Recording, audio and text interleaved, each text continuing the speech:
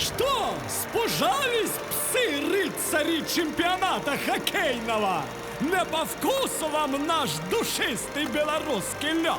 Ничего, наши хоккеисты на шкодах не ездят и морды невеями не мажут.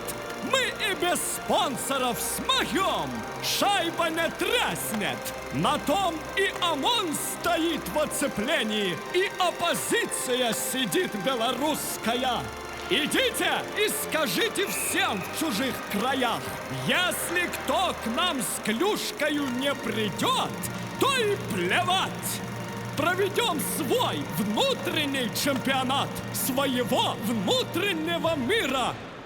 Владимир Владимирович, ничего, если у меня на майке №1 будет. Да ради бога, Александр Григорьевич, идемте уже на лед. Ага. Ой, спинку прихватило. Осторожней, скользко, коньки не отбросьте.